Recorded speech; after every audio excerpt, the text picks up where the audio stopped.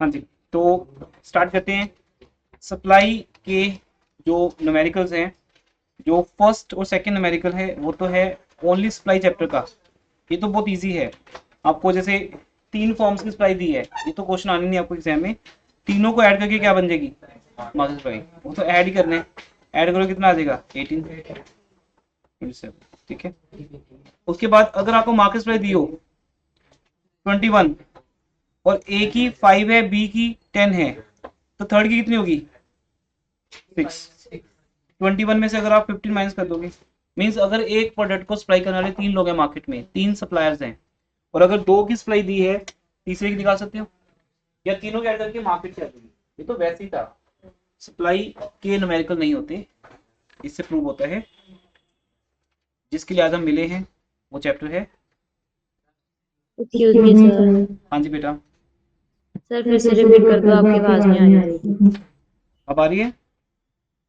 Yes sir. मैं ये कह रहा हूँ कि ये जो फर्स्ट 2 न्यूमेरिकल्स हैं ये सप्लाई चैप्टर के थे, जिसमें 2 तरह की सप्लाई होती है, इंडिविजुअल या मार्केट सप्लाई। वो तो वैसे ही है, ये न्यूमेरिकल करने वाले नहीं है। हम अगर ए बी सी तीनों की सप्लाई को ऐड करेंगे तो मार्केट सप्लाई आ जाएगी। और अगर मार्केट सप्लाई गिवन है 21 और ए और बी की गिवन है, तो अगर हम ए और बी की 5 और 10 को माइनस कर दे 21 में से, तो मार्केट की जेड की आ जाएगी, ठीक है। तो यहाँ तो न्यूमेरिकल नहीं आता। बेसिकली हम जिस चैप्टर के लिए मिले हैं वो है इलास्टिक सप्लाई। इसके न्यूमेरिकल्स हैं जैसे यहाँ से लेकर, ज्यादा नहीं है, 13 नहीं है ज्यादा।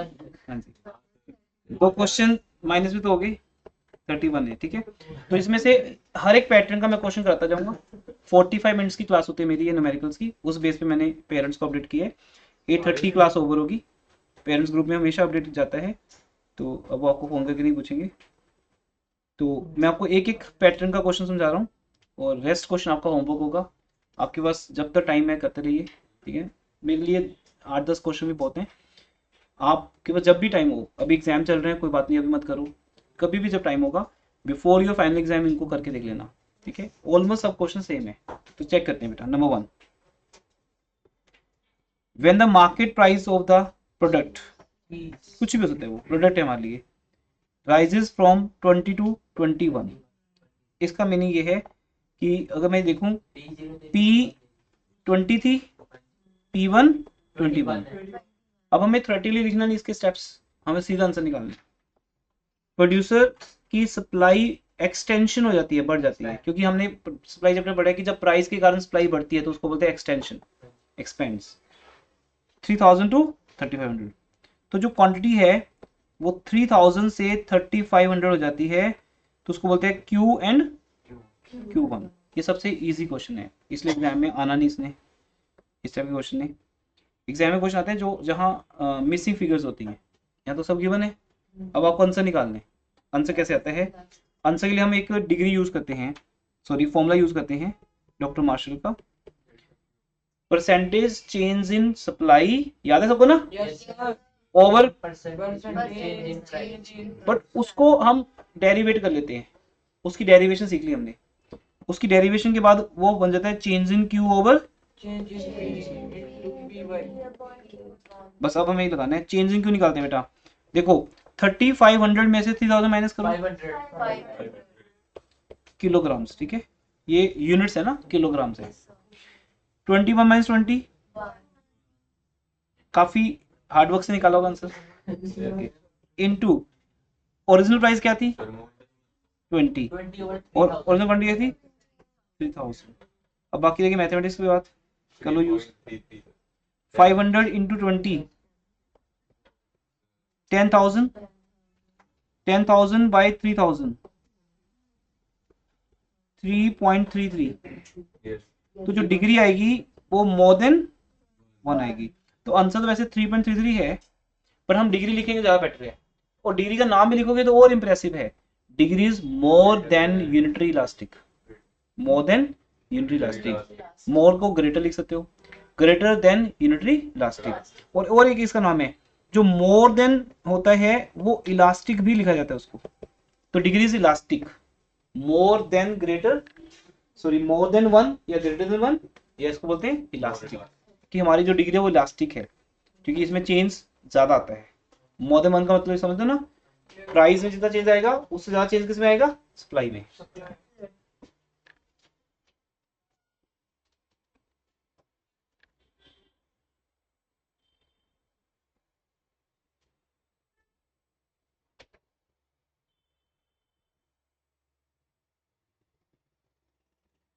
तो क्वेश्चन नंबर 3 कर लिया, 4, 5, 6 आपका होमवर्क है। आई नो आप ये चाहते हो कि फटाफट होमवर्क बोलते जाए, बस हम कैसे भी फ्री हो जाए यहाँ से एक बार।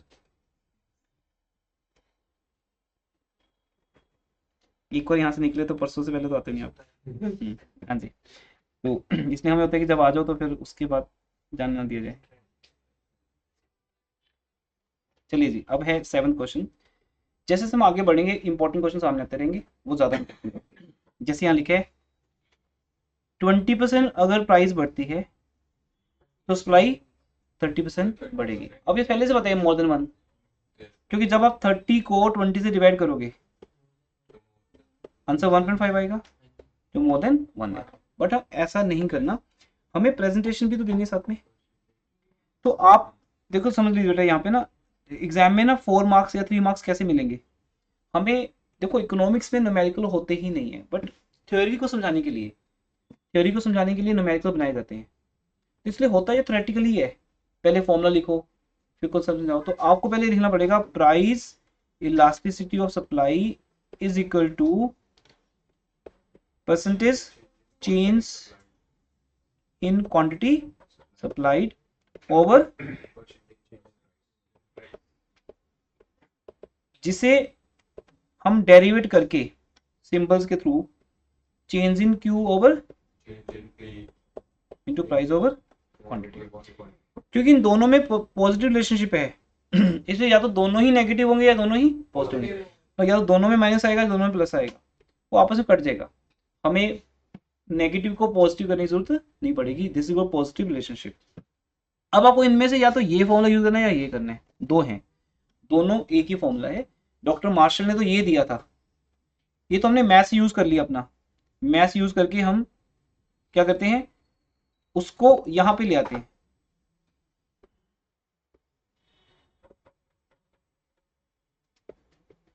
ठीक है, हम मैथ्स यूज करके इसको यहाँ पे कन्वर्ट कर देते हैं, फिर हमें ये इजी लगता है, ये एक न्यूमेरिकल बन जाता है। लेकिन आपको ओरिजिनल फॉर्म अगर दी है तो फिर हम यहाँ पे नहीं जाएंगे डेरिवेशन में। जैसे हमें यहाँ पे दिया है कि व्हेन प्राइस राइजेस बाय 20%, तो ये पॉजिटिव आंसर है नेगेटिव आंसर है, पॉजिटिव। राइज है ना, राइज पॉजिटिव है, सप्लाई राइजेस आल्सो बाय 30%, ये भी पॉजिटिव है।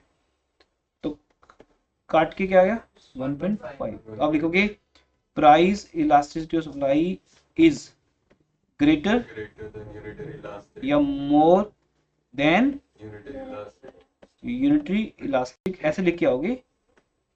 और यूनिटरी इलास्टिक मोर देन, जो मोर देन 1 होता है वो ऑलवेज इलास्टिक भी कहलाता है। और ये सब लिखा हो जितना आपको नॉलेज है, then you will get 3 mark. या हो सकता है 1 मार्क नहीं आए तो आंसर ही देना आपने, ये तो एमसीक्यू है, तो आंसर है मोर देन 1। नहीं डायग्राम तो बनाना हमें, जब तक नहीं कहते न्यूमेरिकल में तो कोई नीड नहीं होती। अगर बोलेंगे ऑल्सो शो ग्राफिकली, फिर आपको डायग्राम बनाना है, फिर आपको वो दिखाना है कि ये वाई एक्सिस पे लाई करेगा या नेगेटिव रेंज वाला पॉइंट। ठीक है, उसके बाद अब यहाँ देखो जैसे आगे बढ़ेंगे पॉइंट्स ऐड होते रहेंगे। वर्कशीट का मतलब यही होता है, जैसे ही प्राइस फॉल की 10%, इसका मीनिंग इन दोनों में से कौन सा फॉर्मूला लगाना चाहिए हमें। हाँ फर्स्ट ही बहुत है क्योंकि परसेंटेज दी हुई है हमें, और आप ये लगा भी नहीं सकते। यहाँ पर चेक करता हूँ कितनी प्राइस फॉल कर रही है 10%। अगर फॉल कर रही है बेटा तो फॉल को ना अंडर एस्टिमेट मत करना, वो जो परसेंटेज है वो नेगेटिव है क्योंकि आंसर माइनस में आएगा, क्योंकि चेंज माइनस में है। बट एज ए रिजल्ट उसने क्या बोला, as a result supply decreases by 80 to 60। इसका मतलब ऊपर वाला आंसर मेरे को तो निकालना है, वो हम निकाल लेते हैं साइड पर। हम यहाँ पर एक साइड पर आकर आंसर को निकाल लेंगे और उसका हेडिंग ये लिखेंगे कि हमें क्वेश्चन में ये तो गिवन है बट ये निकालना है, तो इसका हेडिंग लिख लेंगे, हम लिखेंगे percentage change in quantity supplied निकालना है, जिसका अपना एक फॉर्मूला होता है, याद है सबको ना, Q1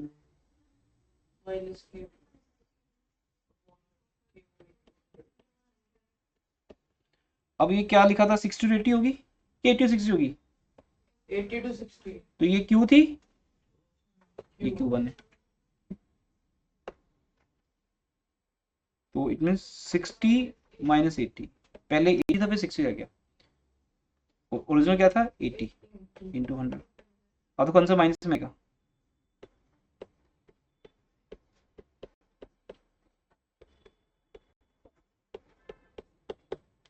वन फोर्थ आ गया ना, जब इसको काटेंगे, आप लोग ऐसे मजा आता है, जैसे काटना और फिर जैसे कटिंग वगैरह वैसे तो होनी चाहिए, ठीक है, तो 25% आ गया आंसर, इस माइनस वाले आंसर को यहाँ ले आओ। अब स्टूडेंट्स क्या करते हैं बेटा, ये तो कर लेते हैं, इस 10% वाले को ना वो माइनस लिख नहीं पाते, वो देख नहीं पाते कि परसेंटेज किसकी दी है, किसकी दी है, फॉल की, प्राइस की तो है, किसकी है, फॉल, प्राइस में दो चेंजेस हैं, राइज और फॉल, तो अगर प्राइस राइज कर रही है तो पॉजिटिव है, फॉल करे तो नेगेटिव है, और यही तो फायदा है, अगर नीचे नेगेटिव है तो ऊपर भी नेगेटिव होगा, क्योंकि अगर प्राइस गिरती है तो सप्लाई भी तो गिरेगी, अगर आप कम फीस दोगे तो मैं सप्लाई भी तो कम करूंगा अपनी, तो सप्लाई भी तो कम हो रही है यहाँ पर, इसलिए रिलेशनशिप पॉजिटिव माना जाता है, इसलिए अगर न्यूमरेटर माइनस आता है तो डिनोमिनेटर भी माइनस आएगा, कट करा के वो माइनस खत्म हो जाएगा अपने आप, तो आंसर आया 25/10, परसेंटेज का साइन भी कट गया, माइनस कट गया, तो न्यूमेरिक लिखेंगे 25/10 2.5, और 2.5 क्या है, मोर देन 1, तो नहीं तो elastic supply is greater than 1, ES is more then 1। तो अब हम यहाँ इन दो क्वेश्चन से क्या सीखते हैं भाई, अगर तो दोनों की परसेंटेज दी है फिर तो खाली डिवाइड ही करना रह गया, अगर एक की दी और एक की नहीं दी तो जिसकी नहीं दी उसकी निकाल दो, ठीक है, 9th होमवर्क में रहेगा, 10th होमवर्क में ये सेम टू सेम क्वेश्चन दिए हैं, अगर आपको लगे कि नहीं इतने क्या करने हैं फिर एक कर लो रिटर्न में, सेम टू सेम छोड़ दो, एक तो करो एटलीस्ट रिटर्न में।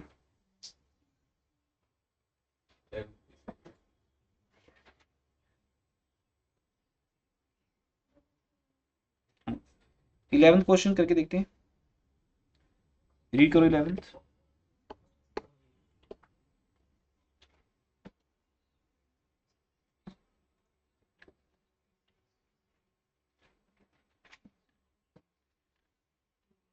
ये क्या है बोलो सब लोग, क्यू क्या क्यू, नहीं पी रुपीज लिखा तो है 10 रुपए प्राइस, ये क्या है यूनिट्स क्यू होगा, क्वांटिटी सप्लाइड होगा, और रुपीज प्राइस होगा, अब इसकी प्राइस अगर 10 से 12 हो जाती है P1, Q1 का आता पता नहीं कुछ, तो सप्लाई राइजेस बाय 10, ये जो 10% है वो Q1 नहीं है, वो percentage change in quantity supplied है, मतलब 10% है, और किसकी परसेंटेज है वो, क्वांटिटी की। अब फिर यहाँ आते हैं, बताओ इन दोनों में से क्या दिया है, नहीं बेटा वो अकाउंट्स नहीं ना, ये अकाउंट्स में तो ऐसी चीज हम बोलते भी नहीं सिखाते भी नहीं, इकोनॉमिक्स में न्यूमेरिकल बड़ी बात होती है। अब यहाँ फॉर्मूला लगाना पड़ेगा पहले, प्रेजेंटेशन नहीं होगी कि देखो भी मुझे ये दिया है क्वांटिटी राइजेस बाय 10%, अब राइजेस है तो पॉजिटिव है, ये गिवन नहीं है, कोई बात नहीं निकाल देंगे, तो साइड पे आएंगे, ठीक है, जैसे यहाँ साइड पे गए थे, यहाँ पे 20%, हाँ साइड पे चलेंगे और वहां लिखेंगे percentage change in price is equal to P1 minus P over P into 100, हाँ जी, न्यू प्राइस 12 रुपीज है, और 10 इंटू 100, 25,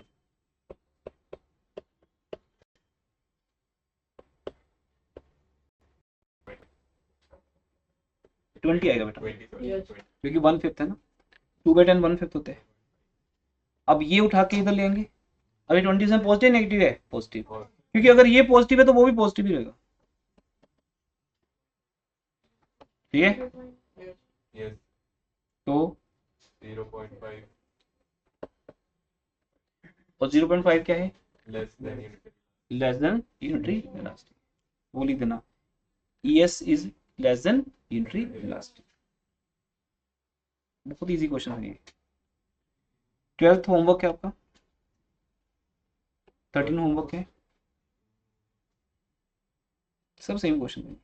14 होमवर्क है, हाँ जी 15 करते हैं स्टार्ट, रीड करें।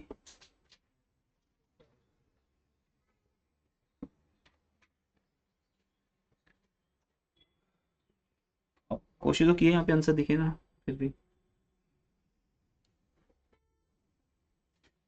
आप लोगों को दिख ही जाएगा। Price elastic supply is half of,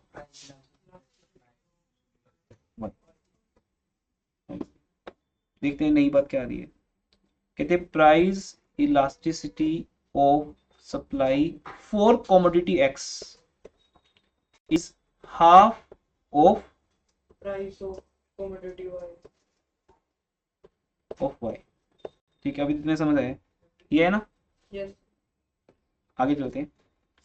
When price of X falls by 50%, its price falls by 20 units. It means यहाँ पर X की परसेंटेज गिवन है, X की प्राइस की गिवन है 50, मीन्स X की प्राइस अगर 50% कम होती है तो इसकी प्राइस 20 यूनिट्स बढ़ जाती है। ठीक है, ये तो हो गया। आगे X की ही हमें डिग्री निकालनी है, सर बढ़ नहीं रही, फोर ही हो रही है। कम हो रही, सॉरी चलो कम हो रही है, प्राइस कम हो रही है तो क्वांटिटी भी कम हो रही है। ठीक है, अब हमें इसकी डिग्री निकालनी है, वही मॉडर्न माने के लेसन माने वो करना है। एक्स एंड वाई दोनों की निकालनी है, एक्स की भी वाई की भी। If 100 units of x were supplied eight A price of 4, मुझे ये सारा ये समझ आया कि हमें एक्स की सारी इंफॉर्मेशन गिवन है, तो उसको एक बार लिख लेते हैं रादर टू कंफ्यूज। अगर प्राइस एक्स की 4 रुपए है तो क्वांटिटी 100 है, और अगर एक्स की प्राइस 50% बढ़ा दी जाए तो ये लिख लेते हैं, ये लो। तो जब भी दिक्कत आए तो आप साइड पे जाओ, वहां लिख लो, लिखो x commodity, commodity x, x के बारे में बताया हुआ है सब कुछ। अगर एक्स की प्राइस को रुपीज में, ये सब प्रेजेंटेशन से एक होता है, प्राइस को रुपीज में। अगर एक्स की प्राइस 4 है तो एक्स की जो क्वांटिटी है, क्वांटिटी किलोग्राम्स यूनिट्स में होगी, कितनी है 100। और अगर एक्स की प्राइस कितने परसेंट था 50%, 50% बढ़ जाती है। वैसे तो देखो एज ए अकाउंट स्टूडेंट या एज ए नॉर्मल स्टूडेंट हमें पता है 4 का 50% 2 रुपीज होता है। मैं चाहूँ तो अभी भी 6 लिख सकता हूँ, 4 का 50% 6। जैसे आपकी ट्यूशन फीस 4 है, मैं 50% ट्यूशन फीस बढ़ा रहा हूँ, तो तुम 4 का ही करोगे 50%, तो 2 आएगा। तो अब नई फीस कितनी है 6, 50 बढ़ा दी। लेकिन अब ऐसा कर नहीं सकते हम इकोनॉमिक्स में, ठीक है, हमें ये भी प्रूव करना पड़ेगा ऐसे। और ये 20 यूनिट्स बढ़ जाती है, इट मीन हमें यहाँ पे चेंज इन किया, क्या दिया, चेंज इन क्यू, Q1 नहीं दिया, क्या दिया, चेंज इन क्यू। अब जो नहीं दिया उसको मत लिखो, अभी मत लिखो, ठीक है, वो आपका मैथमेटिक्स आपको बता रहा है कि क्या है। जैसे मुझे बता रहा है ये 6 है, ये 120 है, तो हमें ये तो पता है P कितना है, बट P1 नहीं पता। ठीक है, Q पता है बट Q1 नहीं पता। ठीक है, ये तो ये दिया है। अब इसका मतलब हम यहां से ये आंसर निकाल सकते, निकाल सकते। तो इसका आंसर कैसे आते हैं, percentage change in quantity over price. ठीक है, प्राइस का मुझे गिवन है कितने परसेंट बढ़ती है, क्योंकि आपने बोला नहीं फॉल के बढ़ रही है, फॉल थी, फिर दोनों सॉरी चीजें फोल्ड कर फॉल है, चलो फॉल है। ठीक है, ये भी फॉल है, ये भी माइनस में, ये भी फॉल मतलब माइनस, अगर आपके नंबर गिर रहे हैं तो नेगेटिव हो रहे हैं ना वो, अच्छा थोड़ी हो रहा है आपकी लाइफ में। तो अगर 50% प्राइस गिरती है तो प्राइस की परसेंटेज माइनस में आ गई, तो क्वांटिटी भी कितने कितने यूनिट से गिरती है, 20 से। अब इसका आपको लगाना पड़ेगा फॉर्मूला, इसका फॉर्मूला ये निकाल देता हूँ, change in Q over Q into 100। तो चेंज इन क्यू कितना है, 20। अब देखो आपको कहीं भी 120 की जरूरत नहीं है, क्योंकि अगर आप 120 निकाल लोगे फिर क्या बोलोगे, 120 माइनस 120, तो 20 दिया तो है, फिर 120 पे क्यों जा रहे हो, वापस फिर 20 पे आओगे, क्योंकि मुझे चेंज चाहिए, चेंज। चेंज कितना है, -20 ओवर क्यू, क्यू कितना है 100 इंटू 100, और इस सबको डिवाइड कर देंगे किससे, 15 से। तो इसका मतलब ऊपर 20% आ गया, 20/100 इंटू 100 20 आ गया, तो क्या देगा? 0.4 0.4। ठीक है, तो पहला आंसर आ गया, इलास्टिसिटी ऑफ सप्लाई क्या आ गई, 0.4। अब हम यहाँ पे आंसर निकाल देंगे कि देखो elasticity of supply for x is 0.4, और उसने बोला कि जो x की है वो y से हाफ है, तो y की फिर डबल है, x की है। तो अब हम यहाँ पे पुट कर देंगे आंसर, ये वाला आंसर पुट कर दें, अगर इसकी क्वांटिटी 0.4 और वो हाफ ऑफ y है, तो y की कितनी होगी, 0.8 होगी। तो इसका मतलब elasticity of supply of y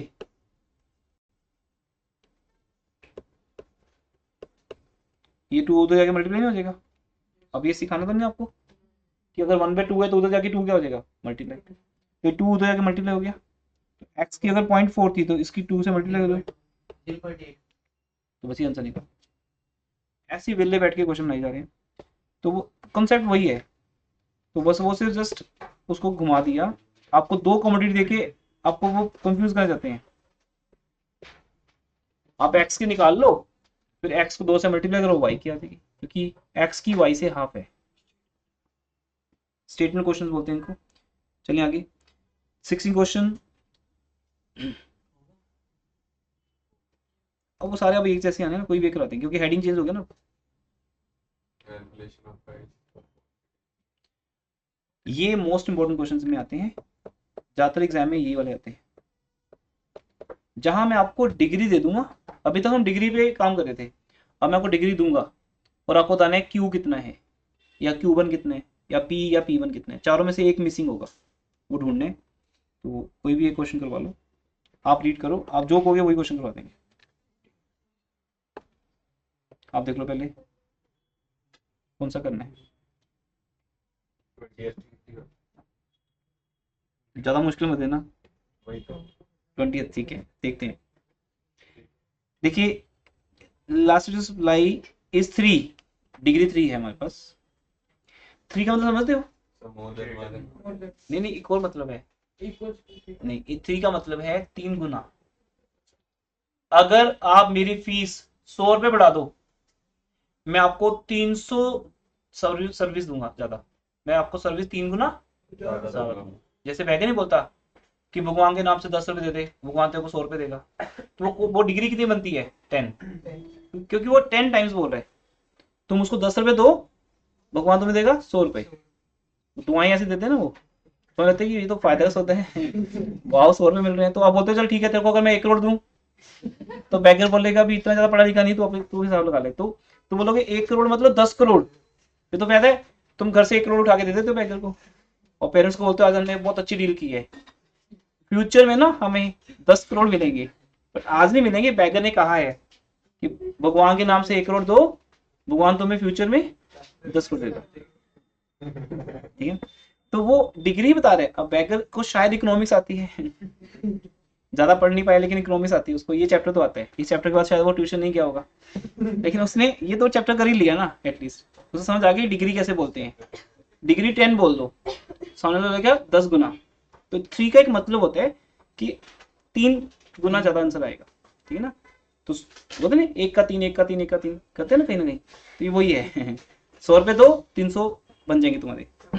अब देखिए यहाँ लिखा है डिग्री 3 है, okay, an increase in its price from 20 to 21, P भी दिया है और P1 भी दिया है, resulting a rise in quantity by, 150 बताओ ये 150 क्या है, जल्दी बताओ 150 प्लस एक्स 150 क्या है, और नहीं delta delta yes delta Q दी है, उसने डेल्टा क्यू दी है, चेंज दिया ना।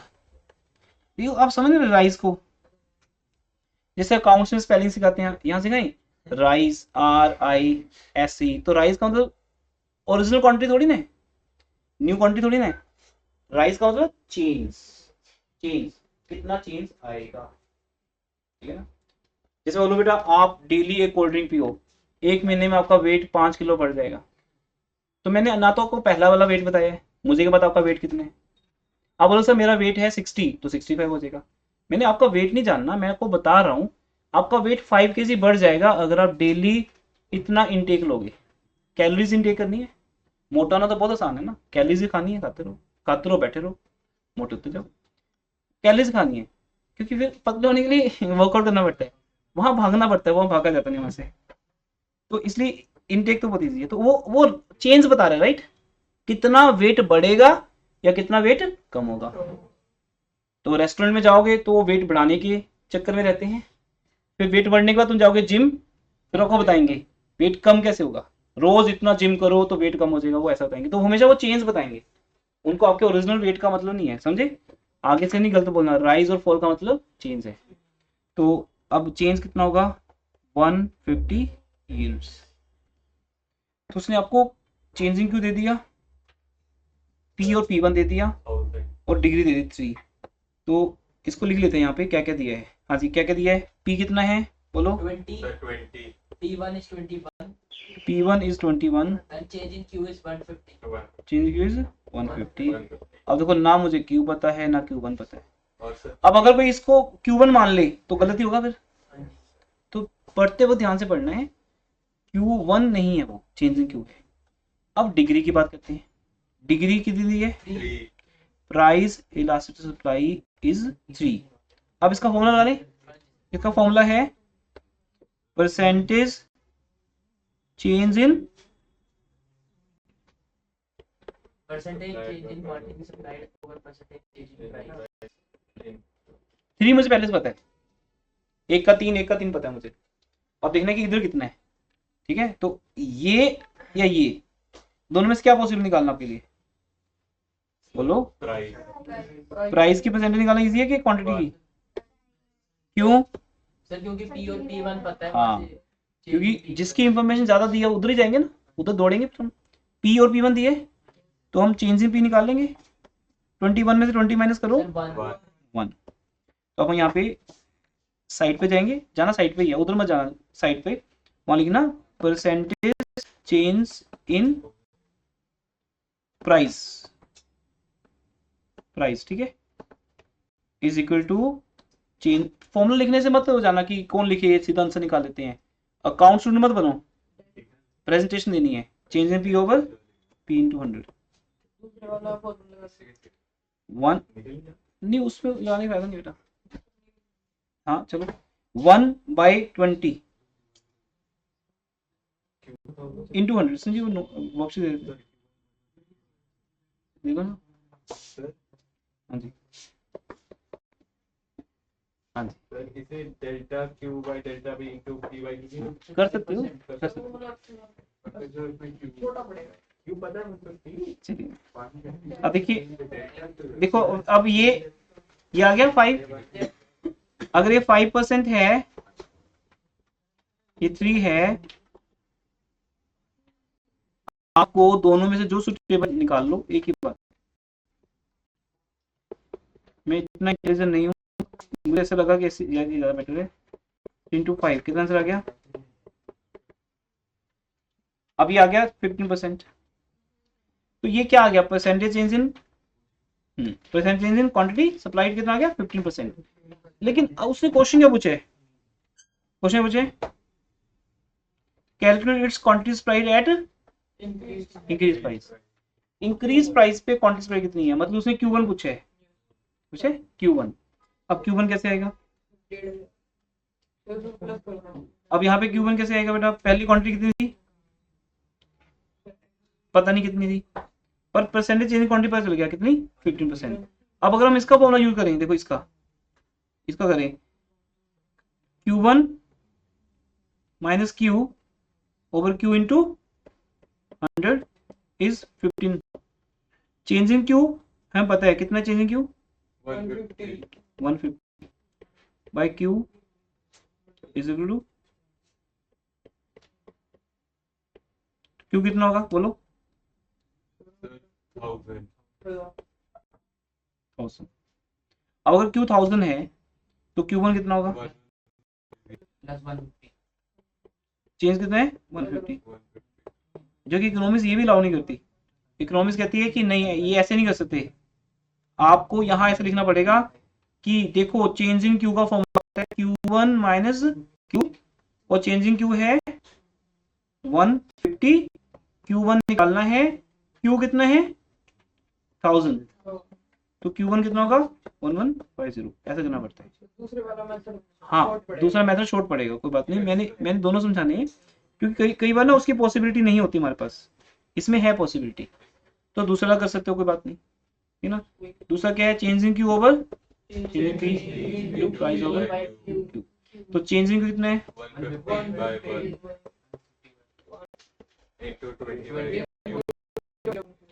20 बाई Q।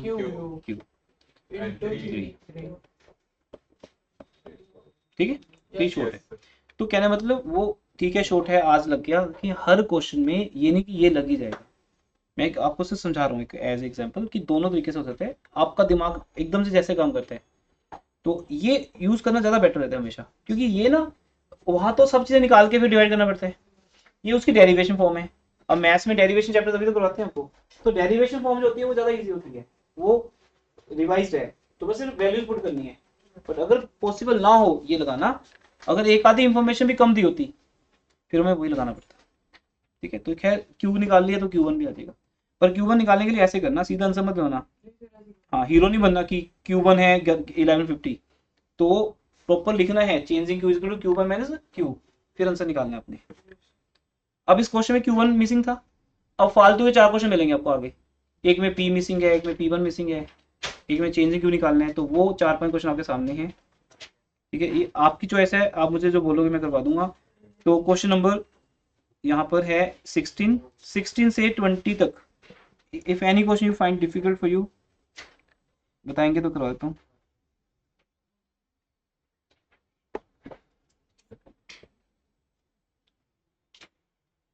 बाकी आप सबके घर में बहुत टेस्टी सा फूड आपका वेट कर रहे हैं, आपकी मॉम वेट कर रहे हैं कि इतना तो कभी पढ़ा ही नहीं है पर आज अगर पढ़ के आएगा तो अच्छी चीजें मिलेंगी आपको घर जाके, ये फायदा होता है पढ़ने का ना।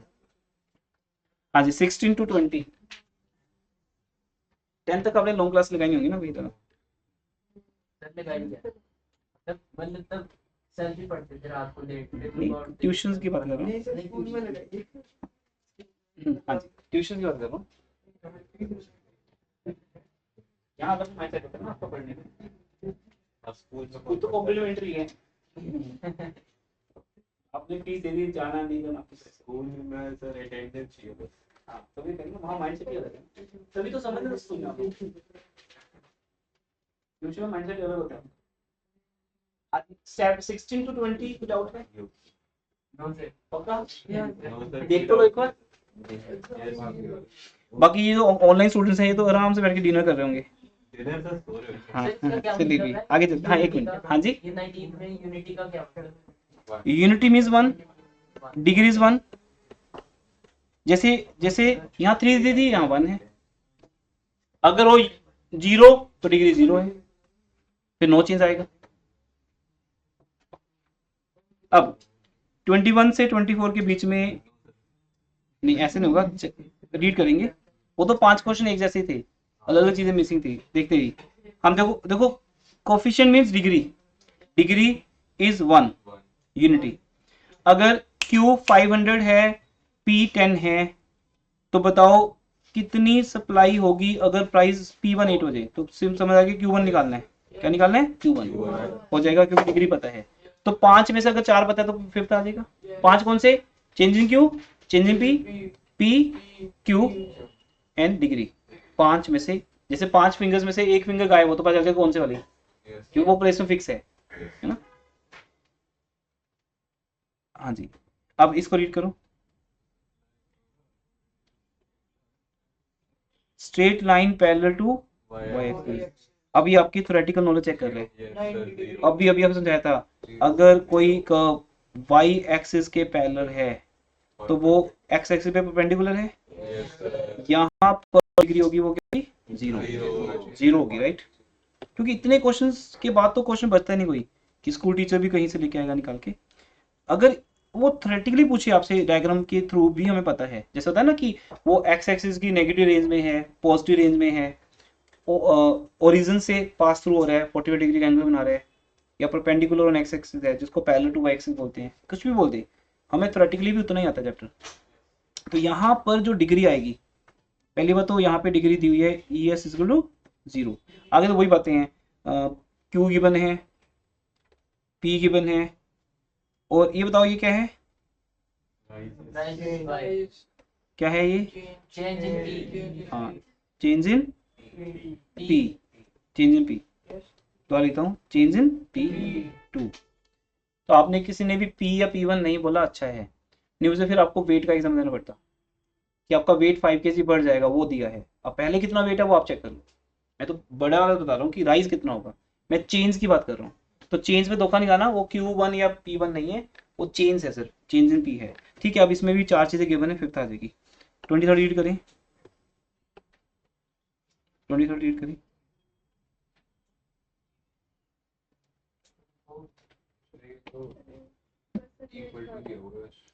यहाँ पे डिग्री 2 है, पहले वो तो डिग्री पता है हमें, E S equal to 2। Percentage change in price is 5%, तो percentage change in price given है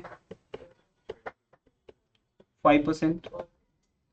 ये तो बहुत इजी है, डिवाइड ही करने। तो अगर हम क्वांटिटी की परसेंटेज को पी की परसेंटेज डिवाइड करें, परसेंटेज की बात हो रही है, तो डिग्री कितनी है? 2। और अगर प्राइस की पता है मुझे, 10%। तो क्वांटिटी क्या आ जाएगी? 2 × 5%, कितना परसेंट? 10%। तो मीन्स हम डॉक्टर मार्शल का कौन सा यूज करेंगे फॉर्मूला? ओरिजिनल, जिसमें एक की परसेंटेज पता है, दूसरे की निकालनी है। आंसर 2 है सामने, समझ गए क्या बोल रहा हूँ? यहाँ पर ये जो फॉर्मूला है आपके पास, इसमें आपको प्राइस की पता है, क्वांटिटी की निकालनी है, और ये पता है 2। तो इन क्वेश्चन का हेडिंग ये है कि जब डिग्री गिवन है, मिसिंग फिगर निकालनी है, तो मिसिंग फिगर क्यू या Q1 हो सकता है, चेंजिंग क्यू हो सकता है, या उसकी परसेंटेज हो सकता है। परसेंटेज सबसे इजी है, सीधे आंसर आ जाएगा। ठीक है, आगे नेक्स्ट चलते हैं। 25th, आप ऐसे ही कर रहे थे, कितनी जल्दी हो गई देखो। हाँ जी, आगे चलते हैं। ये सेम है, वही एक्स की गिवन है, वाई की निकालनी है, वहां से। 26, price of chocolate rises by 20%। तो ये क्या है बोलो? 20%? Change in price. नहीं, गलत आंसर है। Percentage change in price, change in P नहीं है बेटा। देखो, जो चेंज इन पी होता है ना, वो रुपीज में होता है। मैं प्राइस 2 रुपए बढ़ा रहा हूँ, ये अगर कहता हूँ तो वो चेंज इन पी है। मैं तो परसेंटेज बोल रहा हूँ, मैं तो पैसे बोल नहीं रहा कितने बढ़ा रहा हूँ, मैं तो 20% बढ़ा रहा हूँ। मैं अपनी फीस 20% बढ़ा रहा हूँ, ये बोल रहा हूँ। पहले कितनी फीस है, नई फीस कितनी है, वो नहीं बता रहा। तो परसेंटेज है ये। तो दिस इज कॉल्ड डायरेक्ट क्या दिया है? परसेंटेज चेंज इन क्या दिया है? प्राइस। और इस कारण से अब ये था dairy milk chocolate and that of Nestle Amul bar falls by 6%। अब 6% से क्वांटिटी कम हो रही है। प्राइस कितने से बढ़ रही है? हाँ। सर इसमें 2 प्रोडक्ट दे दिए। अब आप देखो, चॉकलेट मैं तो खाता नहीं हूँ, आप लोग पता होगा, मेरे डाइट का पार्ट नहीं है ये। आप देखो, आप खाते हो? अरे अमूल बार वाइट चॉकलेट होती है, तो सेम ही चॉकलेट ही होती है, ब्रांड लगेगा। हाँ जी, तो डेयरी मिल्क, ये बताओ, नहीं ये बताओ, डेयरी मिल्क और नेस्ले सेम, नेस्ले अमूल बार सेम ब्रांड्स हैं, नहीं अलग तो फिर एक एक्स एक वाई Yes. वही है। चॉकलेट थे नहीं चॉकलेट की बात नहीं होती, एक्स की एक्स का वाई के साथ लिंक बताया गया, ठीक ना। तो ठीक है जी, यहाँ पे डेयरी मिल्क है, वहाँ नेस्ले है, ठीक है, अलग चीज हो सकती है।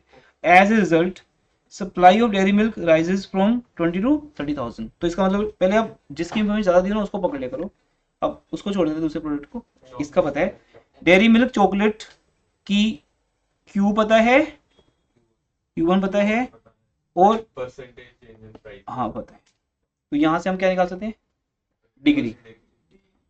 प्राइस की परसेंटेज 20% है, और डिग्री और क्वांटिटी की मैं निकाल लूंगा, आता है कि नहीं। 20,000 से क्या हो गया 30,000, चेंज कितना है 10,000, ओरिजिनल कितना था 20,000 इंटू 100 मतलब 50%। अब आप ये बोल सकते हो, अब ये बन गया 50% सप्लाई बढ़ती है डेयरी मिल्क की, और उसका 20% प्राइस बढ़ता है, तो उससे आंसर आ गया 50/20, 50/20 2.5, डिग्री 2.5। तो हमें एक्स की डिग्री मिल गई। अब ये जो दूसरी कंपनी है, दूसरा प्रोडक्ट है, उसका निकाल लेना, ये वही एक्स और वाई वाला सिस्टम। परसेंटेज हम्म डिग्री तो डिग्री निकाली है ना, हमको तो परसेंटेज निकालना है। हाँ, आगे पढ़ते हैं क्या लिखे, calculate percentage fall in supply of Amul if both, देखो if both chocolates have equal price elasticity, मिल गया आंसर। अगर आप डेयरी मिल्क की निकाल चुके हो, आपने बोला डेयरी मिल्क की है 2.5, तो अगर डेयरी मिल्क की 2.5 है तो फिर अमूल की भी क्या होगी, बस अब उसका भी दे दिया। अच्छा पहले बोला था हाफ, तो क्या फर्क पड़ता है, बराबर हो या हाफ हो या 2 टाइम्स हो, आंसर अगर एक आ गया दूसरा भी तो आ जाएगा, ठीक है। अकाउंट्स की फीस जितनी है उतनी इकोनॉमिक्स की है तो भी सेम है, अकाउंट्स की फीस 40,000 है तो इकोनॉमिक्स 40 है, जितनी अकाउंट्स की फीस है इकोनॉमिक्स की उसका हाफ है तो भी निकाल लोगे, या अकाउंट्स की फीस इकोनॉमिक्स से डबल है, या इकोनॉमिक्स अकाउंट से डबल है, तो कुछ भी लिख दूं मैं, अगर एक फीस बता दूं दूसरी पे चले जाओगे आप, ये तो ऐसी कंफ्यूजन लटके हुए। तो आप पहले डेयरी मिल्क का क्वेश्चन सोल्व करो, सिंपल दो क्वेश्चन होते हैं बेसिकली, पहले डेयरी मिल्क को सोल्व करो, फिर अमूल पे आ जाओ, ये 2 पॉइंट्स होते हैं, मिक्स नहीं करना है।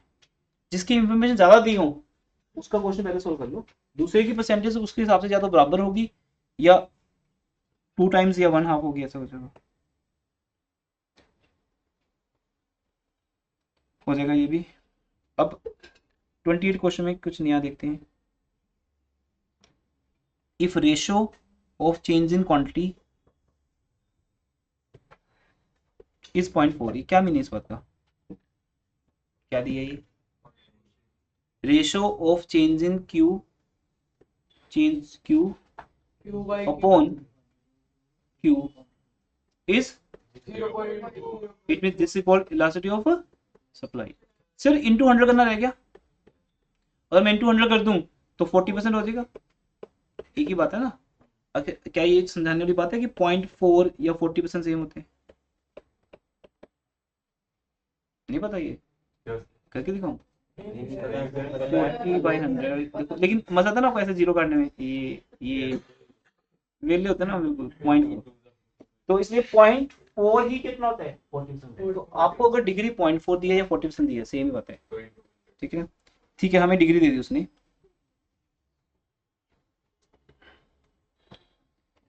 अब यहाँ क्या दिए 1.25, कैलकुलेट चेंज इन प्राइस। आप करो सोल्व, अगर ज्यादा आपको लगता है आ गया समझ, करो अभी सोल्व, जल्दी करो फिर दिखाई करती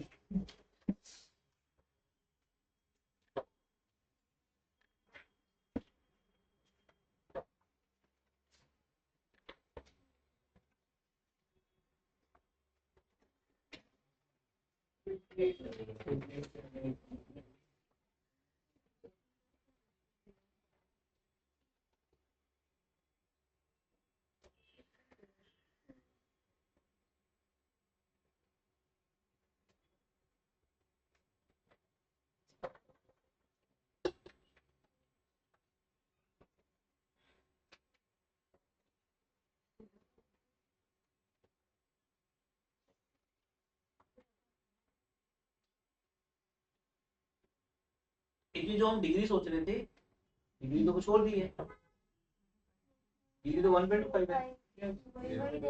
हाँ तो फिर अब देखो क्या होगा। अगर डिग्री 1.25 है और प्राइस की परसेंटेज निकालनी है, क्वांटिटी की परसेंटेज निकालो।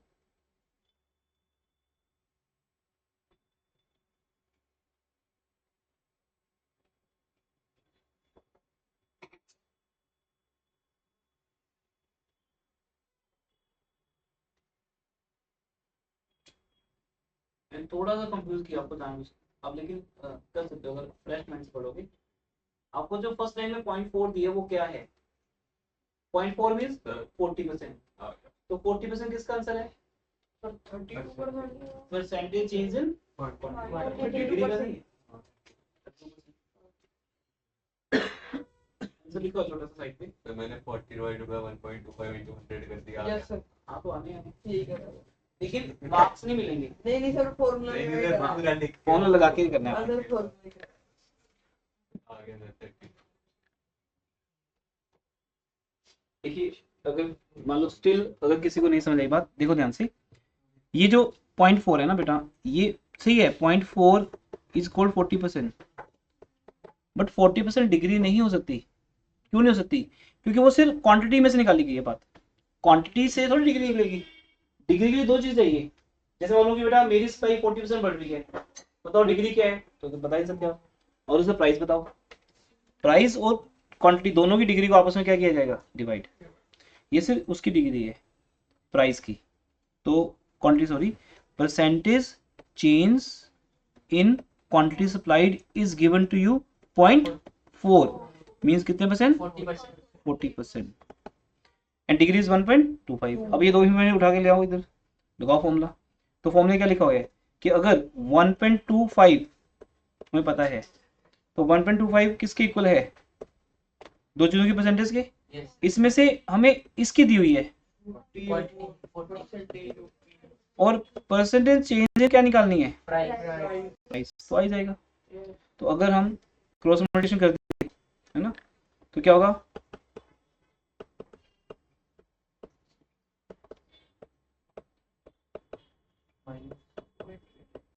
ठीक है, यस उस हिसाब से आपका आंसर आएगा। अब जो आंसर आएगा वो परसेंटेज में आएगा, 32%।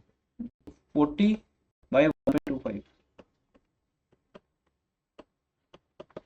परसेंटेज एक साइन है ना, वो तो जो होता है कि जो आंसर आएगा वो रुपीज में नहीं आएगा, किस में आएगा? परसेंटेज में। तो 40 को अगर 1 से डिवाइड करो तो 40 आता है, और 40 को अगर 1.25 से करो तो 32 आएगा, थोड़ा कम आएगा। डिनोमिनेटर की वैल्यू 1 से ज़्यादा है। ठीक है, 29 एज ए होमवर्क इजिली कर लोगे आप। अब आते हैं लास्ट सेगमेंट, बहुत इजी है। देखिए 45 मिनट्स का सेगमेंट है ये, ज़्यादा टाइम लगना चाहिए नहीं वैसे। कितनी देर हो गई हमें पढ़ते हुए? 48 मिनट हो गए। चलिए 3 मिनट मेरे पे लोन हो गया, नेक्स्ट क्लास में 3 मिनट्स पहले पे कर देंगे। हाँ जी, अ फर्म रिसीव्ड 2000। अब बताइए ये जो क्वेश्चन है रिसीव 2000, ये 2000 क्या होता है? ये आपका नेक्स्ट चैप्टर है जो आपको अभी आएगा, जिसको बोलते हैं रेवेन्यू। क्या बोलते हैं? जो आपसे मुझे फीस मिलती है वो मेरा रेवेन्यू है, ठीक है ना। तो रेवेन्यू किसके इक्वल है? रेवेन्यू किसके इक्वल होता है? Revenue is equal to price into quantity, ठीक है। अगर एक स्टूडेंट की फीस 30,000 हो तो 10 स्टूडेंट की फीस कितनी होगी?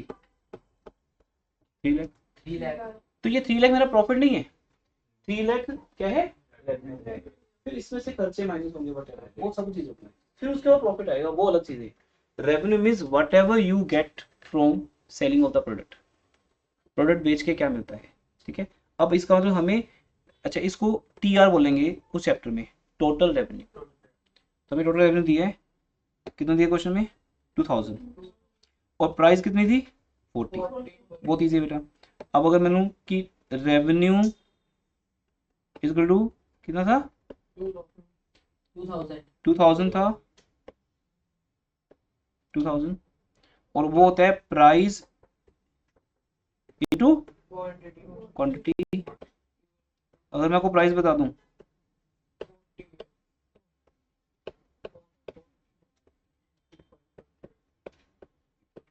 अब क्या दोगे यूनिट्स। तो बन गई बात, मुझे P समझ आ गया 40 और Q समझ आ गया 50। अब आगे क्वेश्चन बढ़ेगा, देखते हैं आगे क्या बताते हैं। कहते हैं अगर प्राइस 50 रुपीज चली जाए